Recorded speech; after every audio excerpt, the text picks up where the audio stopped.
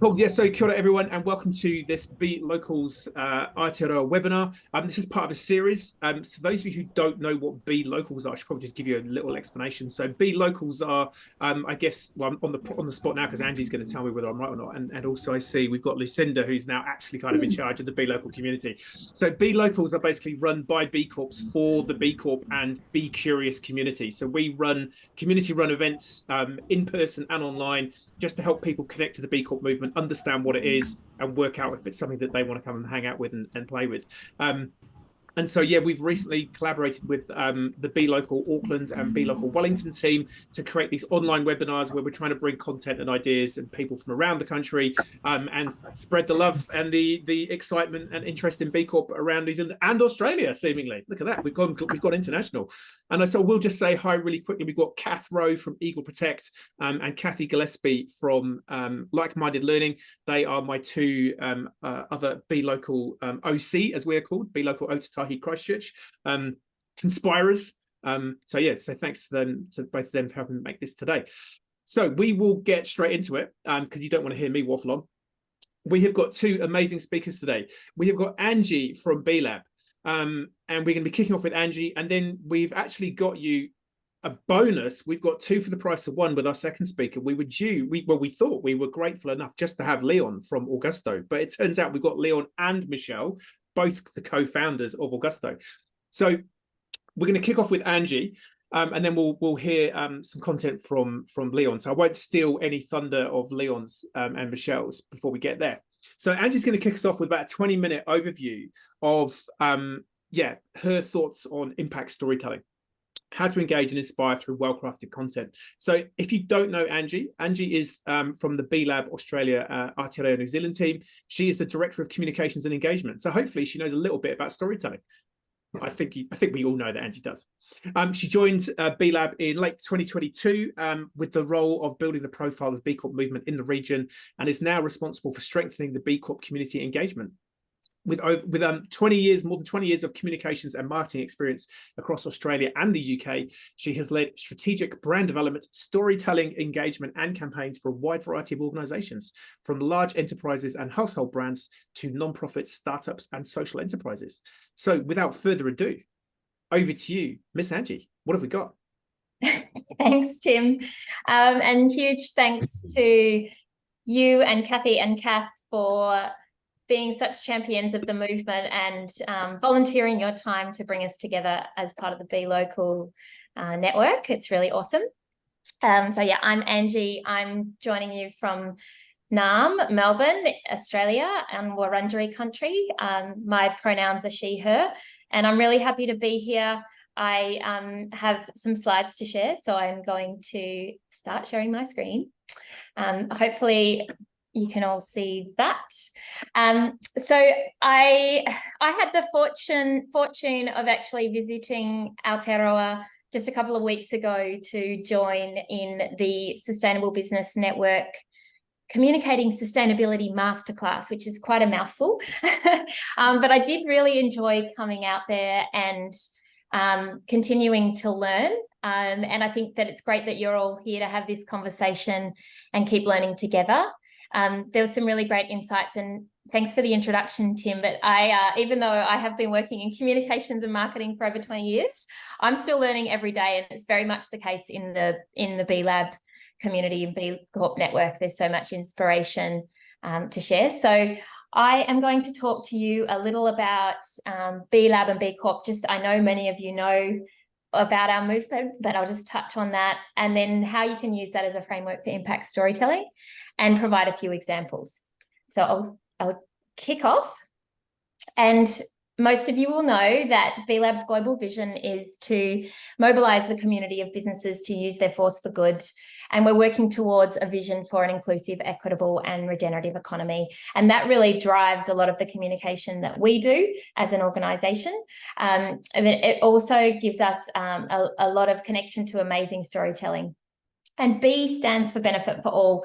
And one of the things when I think about communication and impact storytelling is really thinking about who do you benefit and what is the benefit you bring. So B Corps are obviously committed to benefiting people, planet, and communities, and really understanding who and what and how you are bringing impact and bringing benefit to the community is an important part to inform your storytelling. B Corp certification has 3 main requirements you'll be familiar with that are essentially meeting the high standards of environmental and social performance, accountability, and transparency. And these fundamentals, I think, are really important to inform storytelling too. In particular, the accountability that we have to purpose and stakeholder governance. So that purpose sort of underpins everything you say and do. And starting with that is absolutely critical, and really knowing who your stakeholders are informs how you can then take an effective story to them. Transparency is super important, particularly in this context at the moment. And I think that that is a principle that we should consider at all times when thinking about our impact storytelling too. We've now got more than 600 B Corps across Australia and Aotearoa New Zealand. Shout out to the New Zealand Kiwi Bees as well, because now over 120 in New Zealand. And I really would encourage everybody, I see our B Corps as leaders in storytelling, so leaders in impact and positive change. They're quite inspirational. I'm learning from them every day, and encourage everybody to take some time to actually investigate and understand and connect with the B Corp community and look at the ways that our B Corp community is doing storytelling. We've got businesses of all shapes and sizes, different purposes, different stakeholders, but essentially a shared vision. And working in that positive purpose-led business space creates some incredible content to really engage and inspire audiences. So do make sure you reach out to the community as you are today and connect with one another and see how you can collaborate for both collective impact, but also to inform your own storytelling. So I mentioned purpose before, and I think that's really critical to start there. And we can't underestimate the power of purpose to drive our businesses. So the clarity of knowing why we exist, starting with why, to use Simon Sinek's famous term, really getting to the heart of what you're doing and why you're doing it. That is critical to informing your storytelling. And underpinning that as well is your brand. So we can't underestimate the power of the brand, which is essentially out of your hands. It's how people perceive your organization and your impact. And it's the culmination of many of their experiences and touch points. So storytelling is one part of that, but thinking about your brand, what you represent, the values, the attributes, the style, the character, the humor. I know that Tim's brand, for example, is very much led with a sense of humor and quirkiness. And so having those kind of principles and core values and staying true to those informs a consistent approach to your storytelling, which people do need to have when they're trying to understand who you are and what you represent. The B Impact Assessment is a tool many of you will be familiar with, but it is a great platform to inform your storytelling pillars. So when we go through the B Impact Assessment, it's a freely available tool for any business. Essentially, you're able to measure and manage your impact and identify where you're doing well and potentially where you can improve. And understanding kind of those kind of core areas where you are doing super well can be great fertile ground for finding, engaging, and captivating stories. So we look at 2 kind of main things, which is the operational impact of business and also the impact business models, which are a bit harder to achieve. But if you are able to demonstrate an impact business model, I would start there and find the stories at the heart of that. Like, who are the people behind that impact business model that you're benefiting, and how can you elevate their stories? For example, you may have a supply chain model, or you may be working in a design to give model where you give back part of your profit or services back to a community in need. So thinking about who benefits and finding those people and identifying their stories and using that to inform your storytelling is super powerful. But also in the context of transparency, looking at the areas where you can improve and being open and honest about those when you are communicating with your audience will build connection too. So knowing your audience, I've popped in a picture here from Karma Drinks because when I was at that SBN session a couple of weeks ago, Simon Coley from All Good and Karma Drinks talked about the importance of research.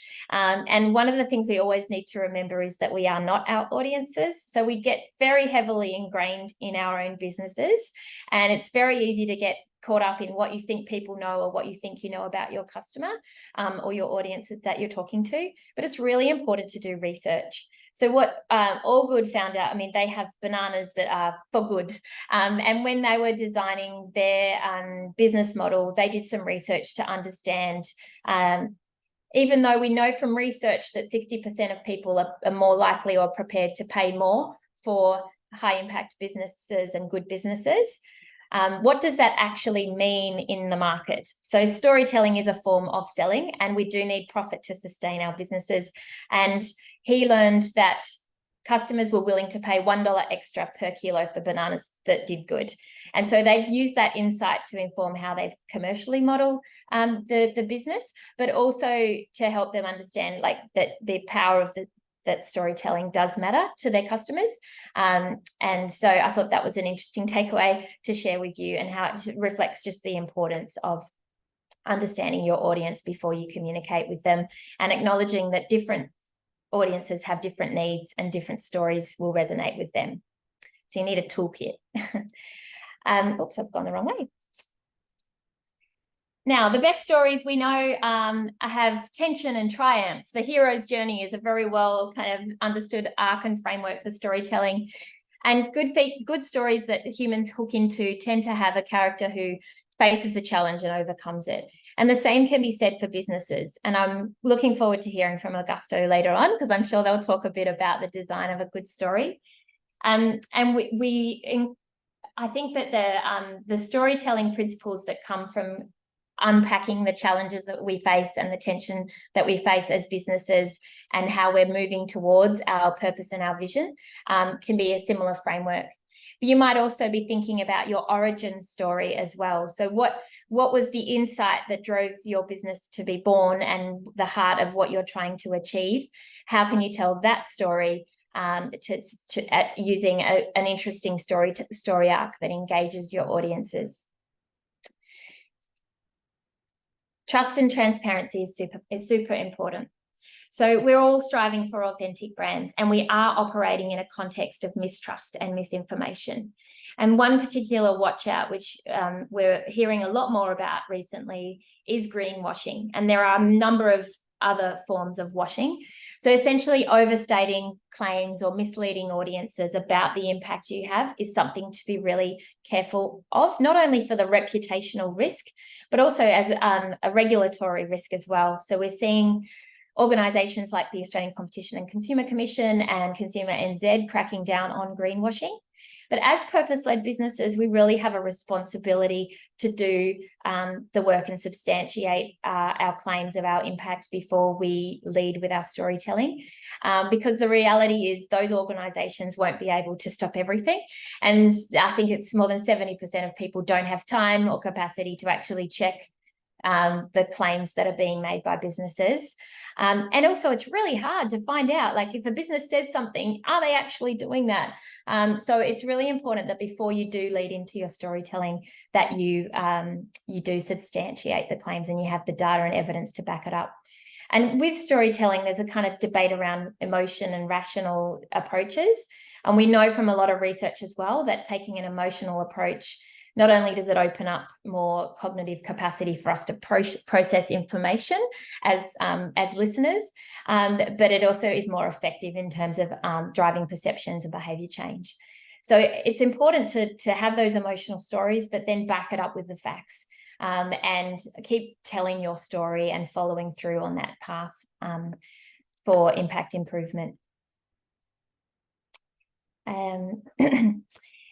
And we are also operating in a context of global crises. So it's pretty overwhelming when you think about the impact the humans are having on this planet, and particularly with climate change and pandemics and health and poverty crises.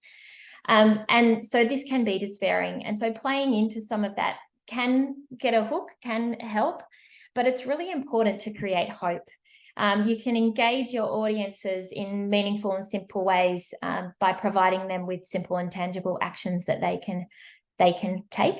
An example I've shared here is the EcoStore recent campaign on No Laundry Day. So they came up with this day, they decided to do it, they got really great engagement, and this is reflecting their commitment to water reduction and the environment. And so coming up with some of the ways that you can engage your audience in simple, meaningful ways to take action can be something to consider to improve the understanding of the impact that your business is having too. Keep it simple. I know there's a phrase, keep it simple, stupid, but I like to say keep it simple, sweet. So the sustainability and impact is incredibly complex. There's lots of terms, there's lots of lingo, but you don't need to tell everything all at once. So I think it's really important to pull out, going back to that purpose and what you stand for, and then using those storytelling pillars and building out a range of stories based on simple insights that show your understanding of your audience and you're able to communicate your impact in simple and meaningful ways, and making it memorable is really important too. It would be remiss of me not to say that B Corp certification does help you to communicate sustainability. So that small mark on your packaging or on your website can communicate a lot. And we do rely on our B Corps to tell the story of what B Corp means to them, and also that then impacts the rest of the movement too. So awareness is building globally around what B Corp represents, and the research from around the globe, which we are going to do soon in our local region, shows that people who understand what B Corp is are much more likely to buy from a B Corp or engage with a B Corp in some way. And this is a really powerful trust mark to communicate, and it allows you to tell a lot about your environmental and social commitment in a very short space of time. And we know that people do have very limited time, and you have a very short space of time to engage. I would encourage everyone to test and learn. So taking Julia from Kiwi Bank's words, do the mahi, do the work, essentially doing the work first to inform your storytelling, and using the B Corp framework is one way you can do that. And then testing and seeing what sticks. Knowing again that smaller businesses in our community don't necessarily have comprehensive budgets and teams and resources, but you can test in small and meaningful ways to see what really resonates with your audiences. And it may be as simple as testing stories with a smaller group before you send it out more broadly to your network. And also seek out support from others in the network too, so you can learn from others. So I have 3 quick examples before I wrap up. So the first one is an Australian brand. Who Gives a Crap is a toilet paper production company many of you may be familiar with. And what I really like about this brand is that they have a really serious mission. They're committing 50% of their profits back to providing toilets to communities around the globe that don't have access to clean toilets and sanitation. But they do it in a way that is not, they don't take themselves too seriously. So this is about understanding your brand and what you represent, and using that to inform your storytelling and understanding your audience. So they recognize that fun and playful nature is what's resonating and connecting with their customers. And Who Gives a Crap was actually started from a storytelling moment. So Simon Griffiths, the founder, actually sat on a toilet for 50 hours to crowdsource $50,000 to fund his business. And that in itself was a storytelling moment that got lots of coverage and engagement and set them on a pathway for that kind of continued narrative of a fun business. And they have also done some really cool fun things recently, like they convinced the solar power panel company to spell out "We Give a Crap" on the roof of their Australian warehouse and use that as a storytelling moment too. Or they've connected with their customers to find out what their eco fails are and shared them back on their blog. So things like forgetting to take your reusable shopping bags to the supermarket, facepalm kind of vibe. And they're really playing into that kind of positivity comedy as well. So yeah, what they're doing is really serious, but how they communicate it is with a bit of fun.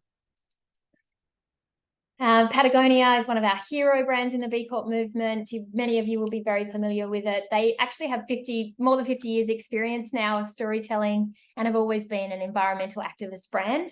And the Don't Buy This Jacket campaign from 2011 is really sort of stood out in many of our minds as an innovative and kind of compelling approach to communicating impact. And Yvon Chouinard, who established the business in 1973, has said throughout time that whenever he does good for the business, he actually makes more money. And now the business has made Earth their only shareholder, which was another moment which we can aspire to. It's not necessarily possible for us all to be Patagonians of the world.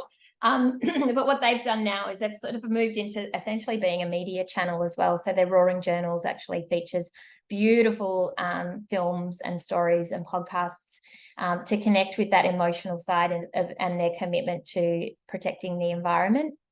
But they also do a really good job of balancing their communication with a great product.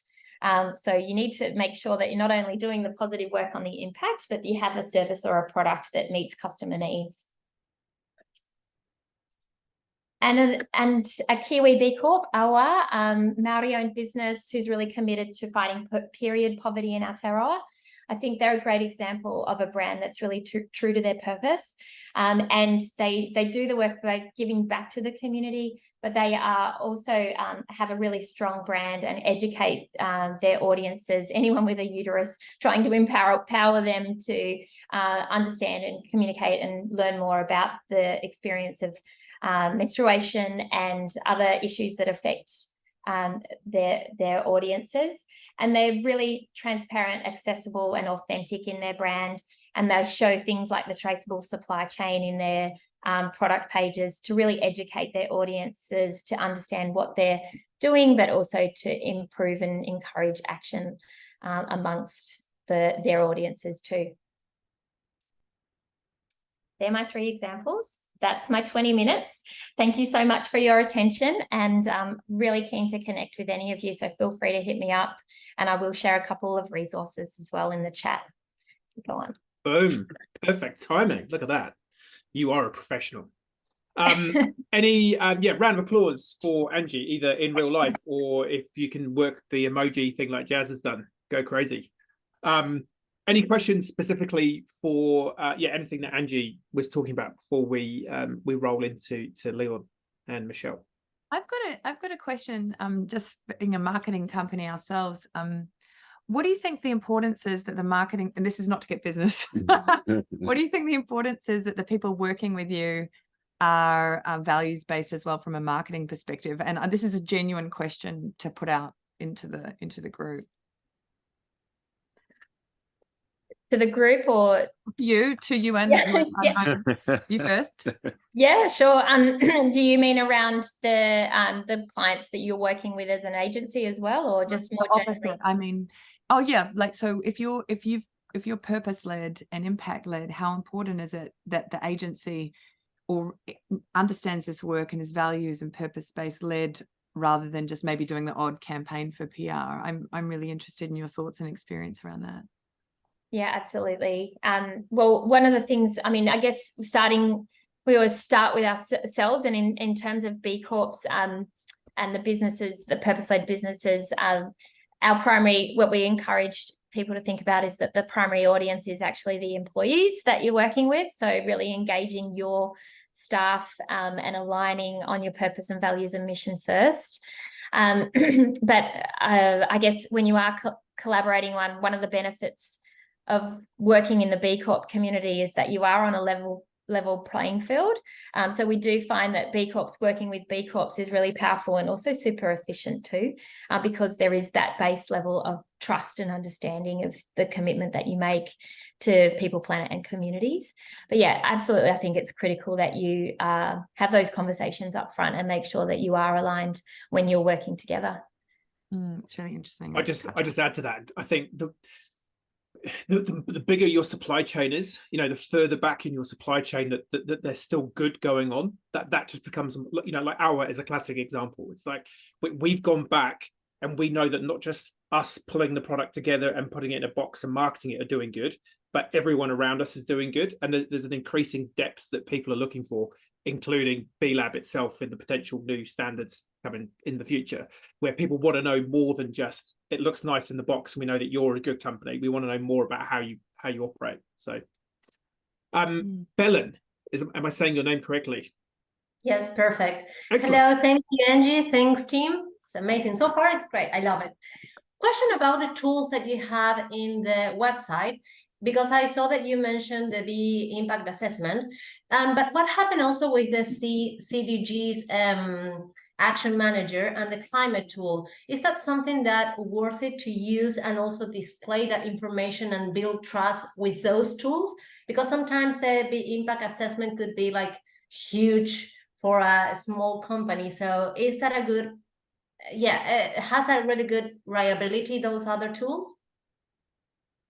Yeah, and I mean, open the floor to others who want to contribute to this, but yes, the SDG Action Manager is a really great internal tool to use to help you benchmark where you are doing well, aligning to the Sustainable Development Goals. And you can use that. I mean, going through the B Impact Assessment and the SDG Action Manager, we hear a lot from people that it kind of, sometimes you're already doing the work, sometimes you've identified things you need to improve to meet the requirements. And through that process of building the evidence, you're actually building the evidence for your business. And that's what you can hold true. But they provide a really useful framework for you to kind of then inform what you communicate about. Thank you. Cool. All right. We're pretty much on time. So with that in mind, we'll roll on through. So like I said, we're very fortunate. We've got two for the price of one. As they used to call it in marketing, in the marketing world in the UK, it was known as bog off, buy one get one free, which links back to who gives a crap, I suppose. Bog roll, bog off, who knows? We're going down all sorts of rabbit holes. So with us we have Leon and Michelle. So I only have the bio for Leon though, so Michelle, you'll have to fill in some blanks, or Leon can co-introduce you. But Leon is co-founder of Augusto with Michelle. Augusto is a hybrid creative and production agency that brings the thinking and the making together to offer clients everything from concept to creation. Leon has a history based in the practical side of radio, film, TV, and interactive marketing. And Leon and Michelle started Augusto in 2008, just as the content revolution started. Well, that seemed like pretty good timing. Leon remains on the practical side of content creation as a camera operator and director. He is also co-creative producer and co-host of New Zealand's longest running podcast called The Cryptid Factor. Along with co-host Rhys Darby. Kiwis will hopefully know who Rhys Darby is. Aussies, maybe, I don't know. And Dan Schreiber.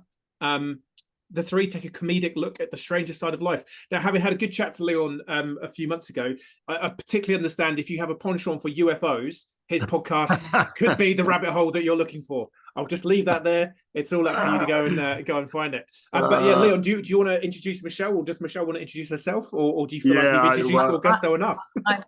I better introduce myself. You better you never know what introduce he's going to say. Exactly. I am the co-founder of Augusto very proudly. I'll talk a little bit about our leadership journey and how we got to impact, and why we're so focused in the impact space. But my background is as a TV director and filmmaker as well. Leon and I started the business out of a back bedroom in 2018, right in the beginning of the GFC, to get some more time back.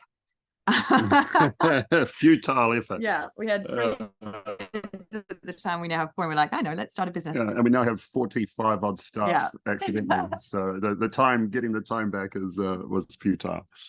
So I ended up finding myself running an ad agency, of which I'd never worked in an ad agency. Luckily, I don't know who's Batman and Robin. You're Batman. You're Batman. You're definitely Batman.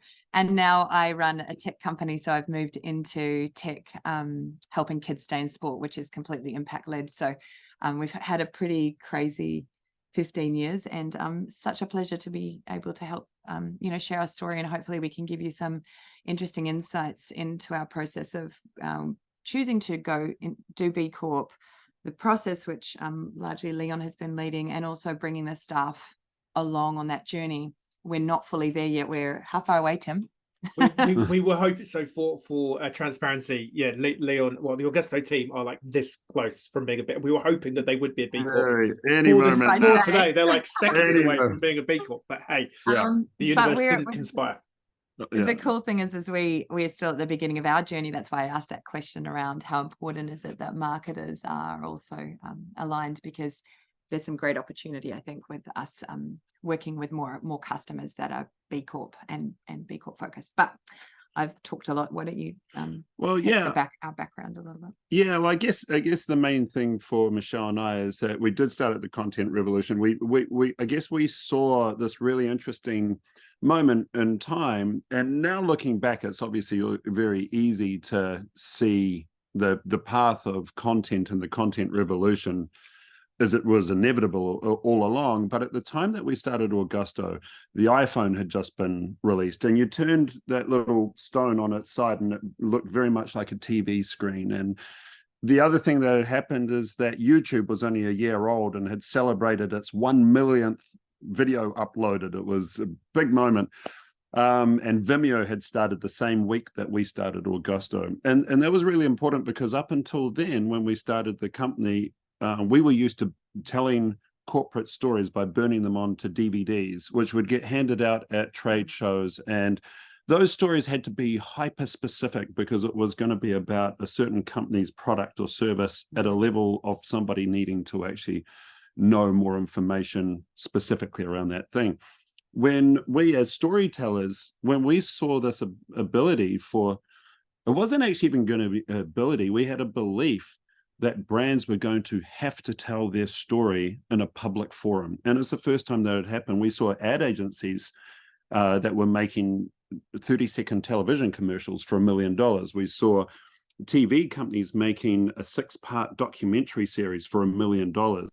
And there were little corporate video companies, they were called, doing the work with brands making DVDs.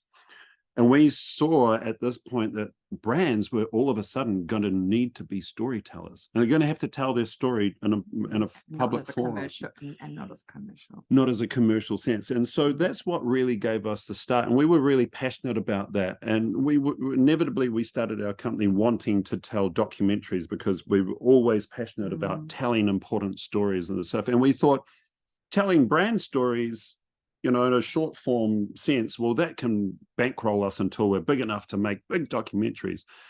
As it happens, what we've found out over the 15 years that we've been going is that the big documentaries, although they're wonderful, Michelle here, as part of her bio, she has directed New Zealand's top grossing documentary of all time, which is Richie McCaw's Chasing Great, which is now coming on 10 years old and still holds the mantle for top grossing documentary of all time.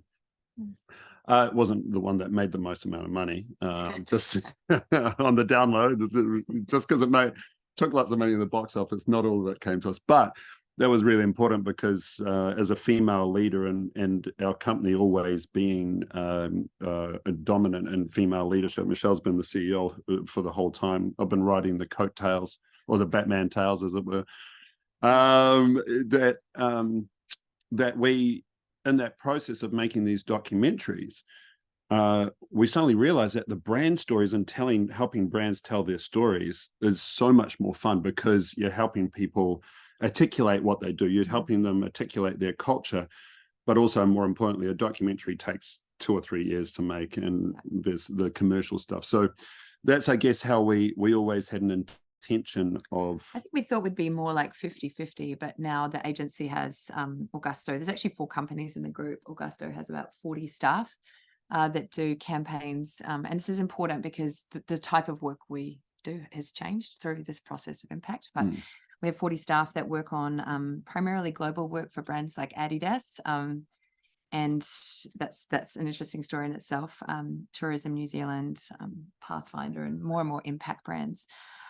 So that is probably the majority of the staff and revenue work in that space. We have another company called Cornerstore, which does fast turnaround video content for sometimes big brands that are doing more always on content, or smaller companies that are looking to tell their story.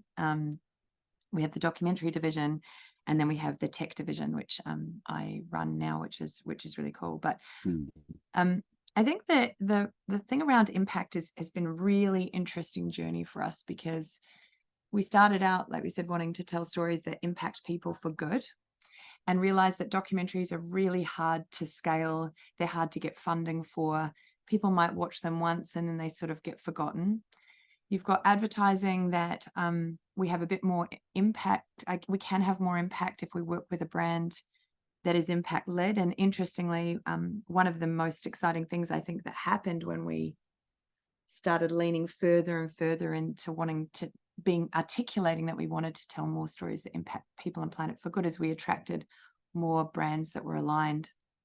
When we started the process, I'm sort of jumping ahead, but when we started the process of looking into becoming B Corp, I was a little bit nervous about, how many years ago is this? Maybe 2 years ago, yeah. 2, 3. I was a little bit nervous about articulating it. Like, I was like, what if we talk about, if we say that we, on all parts of the business, that if we broadly tell stories, can we be brave enough to say that we want to tell stories that impact people and planet for good? And will that mean that the businesses that are helping pay our bills and keeping our staff in stable jobs will think that we're not a good fit for them? And can we influence what they do? And there's all these interesting dilemmas, because in some respects, our staff welfare and knowing that they have stable jobs is a really important part of our impact.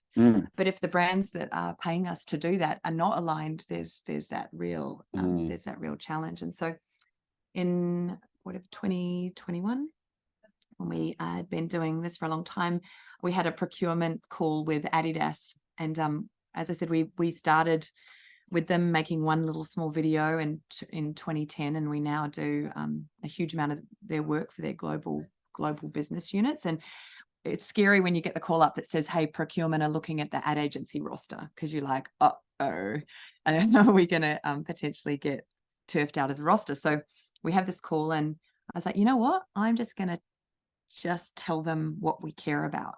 And if that doesn't align, well, God, well, do we really want to work for this brand? And so I remember it was like an 7 p.m. call, and we're sitting down in the boardroom, and I was like, well, she said, what do you want to do? And I said, well, actually, we want to work with brands that help the people and planet, that do things for people and planet for good.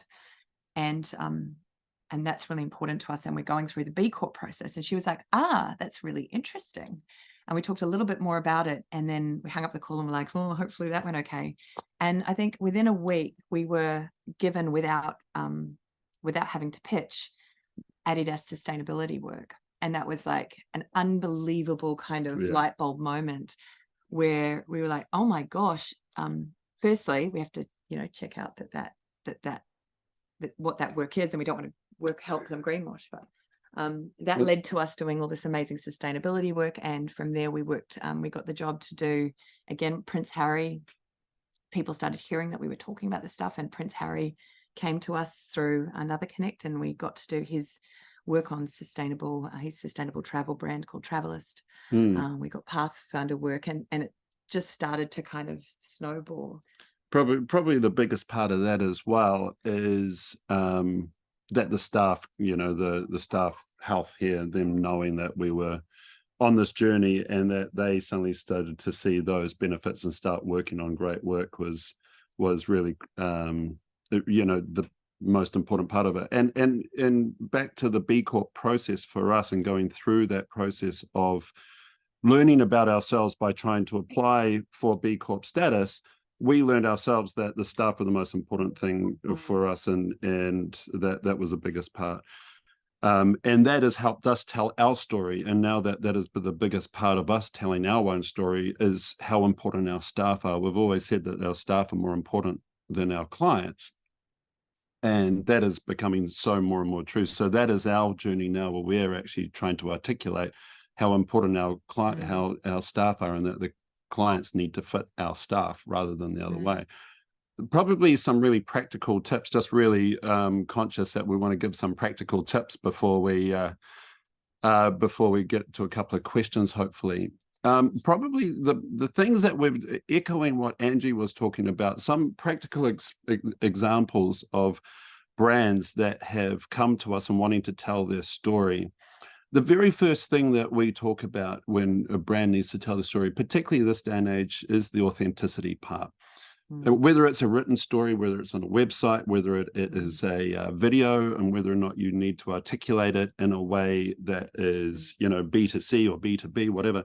The authenticity part is so critical because people this day and age sniff out inauthenticity faster than anything. And so that is authenticity, though probably the most important part of that is being brave. And it's easy to say, oh, we're authentic and we're telling our authentic story, but with that you need to be warts and all. We believe anyway. I think people appreciate that. I think people appreciate the vulnerability that you show in that process. I remember a while ago, Adidas, one of the very first big jobs they brought to us was telling the history of the All Blacks jersey. They wanted to make a documentary about it and have it self-funded. Now, it was never going to be, it was impossible for them to actually fund this documentary and have people not know that they were the funders of it. The very first thing we said to them, are you prepared to be brave? And they were like, oh, yes, yeah, we're very, open to that. And we said, what does that mean for you? And they say, oh, we'll show our processes. And we said, well, are you prepared to show you failing? Like, oh, no, we can't show ourselves failing. We're like, well, do you fail in the process of making the All Blacks jersey? They're like, oh, yes, we actually have to start with it at a point of failure and bring it backwards. And it's really sometimes really nail biting. Sometimes we only get the jersey made right at the last second for the manufacturing process and what have you. And so it was a really hard process, but we actually got them to be brave enough to allow us to show that whole process of that vulnerability. And then when it came out, the one thing that didn't happen was that they weren't judged or they weren't slammed for I won't say greenwashing because there's nothing about environmental impact or anything like that, but it was certainly the authenticity that they showed of it being so nail-bitingly close, felt like an authentic story, felt like a documentary, felt like they were being vulnerable. And it's still out there now. Although it's very old, it was 2011. It was a process they really enjoyed. Interesting. Yeah, so that authenticity needs to come from a place that almost makes you feel uncomfortable, I would say. Would you agree? Yeah, I think particularly, particularly for the women, the female leaders in the room, I've got a whole nother interesting perspective on this, but leaning into what you bring as a female. I love our story because, gosh, I was even reading some of the copy. It's really brave, I think.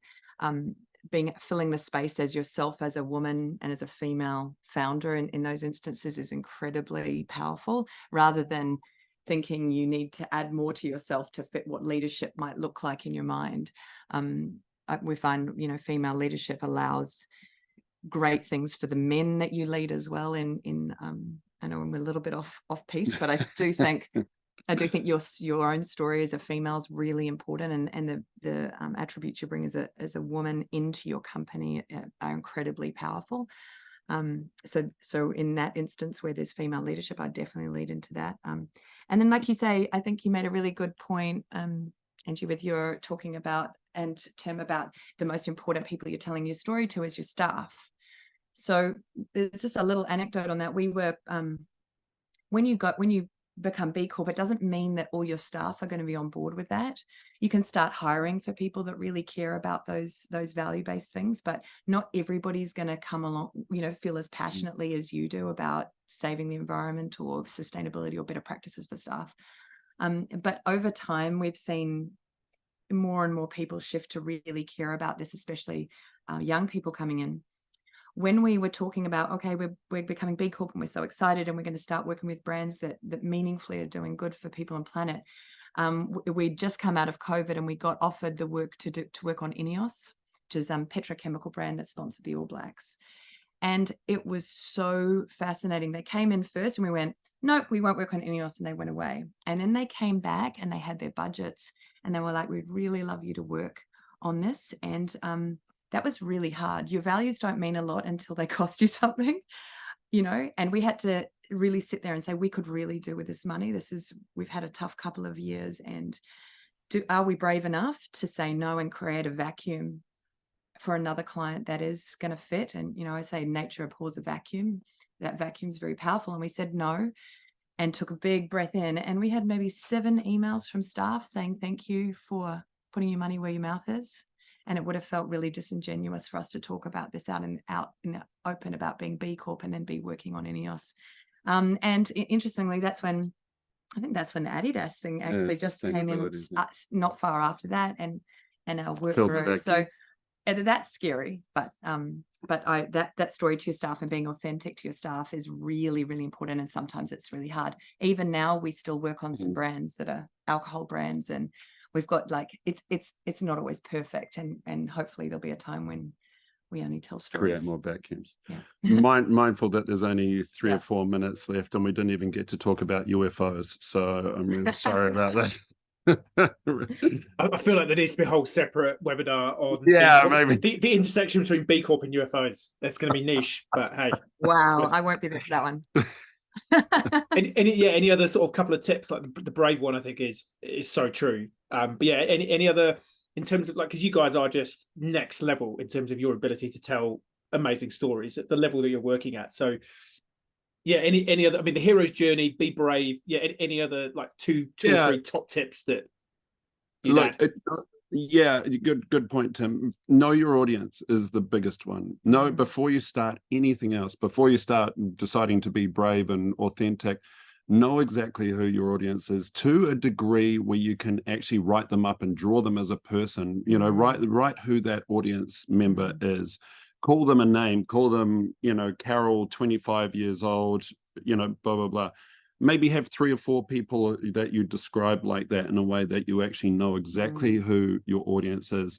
And I think probably the most important thing with that is don't write who your customer is, write who your audience is. They need to be entertained. Any form of story is entertainment, and whether you're being, you know, trying to talk about your product, whether you're trying to talk about your beliefs or your ethics, it's still storytelling. You need to take them along on a journey, and don't be afraid to use AI tools. Don't be afraid to use ChatGPT. Don't be afraid to actually get whatever help you can get to be able to help start that process of entertaining an audience.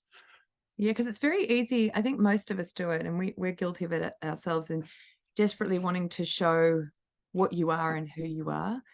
And actually your audience is generally wanting to figure out what's in it for them. And if you can try really hard to put your audience and customer right in the center of your thinking, it sounds really like 101, but you'd be surprised 95% of businesses don't do it. That their what their customer is getting from them is not their first thought. It's actually like quite far down the list. So if you can just put them right in the center of what are they getting, almost like you strip off your own needs and go, what value am I bringing to this company meaningfully and authentically? Then it's quite easy to sell. I remember also there was a question there about how do you make sure that you're not greenwashing, and I think that's a really interesting and challenging one to do, because in that authenticity, and I think this is where being brave can help, and you talking about your own, you know, being the best way to not greenwash is to show how you are trying to not greenwash, if that makes sense. And in as much as showing your vulnerabilities in trying to be sustainable, in trying to be a values-based business. None of us get it right, as Michelle was saying. And so in talking about wanting to not greenwash and talking about how you are trying to get to a point where you are the best you possibly can be, but showing your vulnerabilities, I always find is a really, really good way to make sure that it's not somebody coming out and saying, you know, that, you know, their product is the be all and end all and does everything to solve every problem on the world is never going to get there. The latest campaign we're doing, just on the download, but with Adidas, with their sustainability campaign, as part of it, they actually talk about how they know that they've been part of the problem and that they are trying to do what they can to not be that problem going forward. So So yeah, that's, I think, a really important Oh, point. and the last thing I'd say is just arm your staff with your story as well. They are, we often forget that they're one of your biggest channels to market. It's the barbecue talk. What do you do and why? And let them buy into and believe the story so that they talk passionately about what you do. That's incredibly powerful. They should be your first audience, potentially, yeah. Beautiful. Too easy. Hey, well, thank you so much, guys. Round of applause for Leon and Michelle and for all the amazing work you guys and girls are doing. We had when people booked in for the event, there was the option to submit some questions. We've got a couple of questions there. And I'll go with this first one because I think this is a really, really great one. How do you convert story inspiration to sales in this very tough economy? That's like right to the heart of this. Like, yeah, marketing, you know, I'm a reformed sales guy, so I love picking on marketing people because it's like, you guys do all the coloring in, and then allegedly I'm going to be swamped with all these customers. But, you know, as Peter Drucker said, we know that marketing works. We just don't know which, you know, we know that 50% of marketing works. We just don't know which 50% it is. So yes, how do we create action? If you, yeah, I mean, that's a whole topic, isn't it? That's our next webinar topic sorted. maybe that is one to talk to, because I think if your story is really authentic and you really believe it, it comes through so naturally to the point where you almost need to put a lid on how enthusiastic you are about solving the problems. With our tech company Coachmate, which helps, it's quite a long story, but that helps keep kids in sport through supporting parent volunteers who deliver sports to deliver great sports experiences. The people who pay for it are sports bodies. And interestingly, we just won the Golf Australia account to deliver golf to kids across Australia. And when we were in there, I asked them, why did you choose us? And they said, actually, I think they volunteered it. They said, because we believed that you really cared about the problem. Now, obviously, we have we have to be a sustainable business. It's profit and purpose, but because we so genuinely care about the problem, which is helping kids stay in sport for their mental health and for the well-beings of their communities, it just came through. And so, of course, you've got to back that up with a great product and a good business model and great numbers that work. You have to understand your customer, but gosh, that goes a long way. Like, I think we might have even been more expensive, but they just believed that we were going to be their partner to help them solve that problem. So, that's nice. What I'd say. The authenticity really helps. Nice. And I think, as you sort of mentioned, the entertain thing, and Angie's, I believe, tongue-in-cheek comments about my style. I mean, but that's very much what we're about. Like, there's a whole bunch of stuff that is pretty bad in the planet and for people. But if you just go doom and gloom, oddly enough, people don't like to engage in that. People want to see inspiring. They want to see someone's actually giving this a go. Let's get, you know, for me, my whole methodology behind marketing is look like we're having the best party on the street that people want to come and want to have a beer with you. So yeah, I think you like I said, I think that's something that you really bring, because you've got that understanding of that entertainment, which I think quite often marketing forgets, maybe the entertainment side of it, rather than, like you say, we just want to try and sell the product. So let's just get a brochure out there that sells the product, rather than think Robbie Williams, I guess, is the key, isn't it? Let me entertain you. Yeah. Cool. I've got another question. So greenwashing is one thing, but green hushing is the other thing, the other end of the spectrum. And I think you kind of talk to it quite a lot about being brave, but quite often something we hear, you know, more broadly in the B Corp community is, I didn't want to tell that story because, you know, I thought people wouldn't believe me, or they'd criticize me for not having it done well enough. So I suppose the bravery, you kind of covered it on that. But yeah, Angie, maybe bringing you back in. Any thoughts on how we conquer green hushing as much as green washing, and finding that sweet spot, the Goldilocks of storytelling? Yeah, there's some pretty interesting impact research from Brand Finance you might have seen about the disparity between sustainable credentials and perception of sustainability, and what some brands who are actually doing great work and not talking about it are losing value from not communicating it. So there's the business side of it, but more importantly, from B Corps and our role, like, it's about showing the leadership and connecting with the customers is a way to drive change. So if we're not talking about what we're doing, we're not encouraging and inspiring others to do it too. And that's a risk as well. But I think, I mean, we did actually I just posted in the chat earlier starting with the substantiation, which is where the B Corp, I'm telling the B Corp story, but where the B Corp framework comes in, you've got the evidence. So it gives you the confidence to talk about what you're doing. And then when you do go to like making a claim, like an aspiring claim, you just need to make sure that when you're leading with that, like we want to do this, we want to reduce, we want to be net positive by blah, blah date, you actually need to just make sure you've got a plan to get there to back it up. So do the work and go out there and be bold and be brave, as Augusto says, but make sure you've got the credibility and the credentials to back it up, and try not to be shy. And I challenge you on the marketing people making things look pretty. marketing people need to be involved from the beginning, like the very beginning, and they need to be involved in the sustainability strategy of the business as well, so that it's really embedded in the culture of the organization, and that everyone's really committed to sharing that story. As Leon and Michelle said, your employees are your best ambassadors.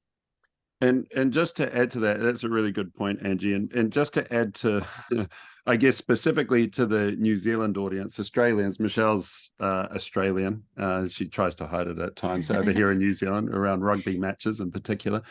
But to the New Zealanders in the audience, I think there's a common thing with, the tall poppy syndrome. And it's a real thing. It's a very real thing. And I think as New Zealanders, we don't celebrate success enough. We don't celebrate our desires to do better enough. We downplay ourselves a lot, and it's a real issue, and I think it's something that needs to be combated over time. But I think that green hushing comes into play there as well, that none of us, we didn't even want to put our logo on our door. It took us 3 years until we felt we were good enough as far as a brand ourselves. But with this, I think, again, authenticity and bravery is probably another part of the solution. But I'd encourage people to try and get over that tall poppy syndrome. Be so proud. Like, the B Corp thing is not easy, and the fact that you put the effort in to do that and change your policies and stuff, it's something to be really proud of. That credential is not you saying you did good. You get to say, hey, other people looked at what we did and they said it was good enough. And maybe that will give you a bit more confidence to be really proud and talk about it. Yeah. It is tricky though, because you don't want to be like, we're B Corp. Are you not? You're like, but even the process of being on the journey and being able to say, hey, it's a long journey and we're not quite there yet. I felt really proud to talk about that. Cool. All right, well, we've got a minute left. What I would like to do, for those of you who are still on, the perfect timing, so thank you, massive round of applause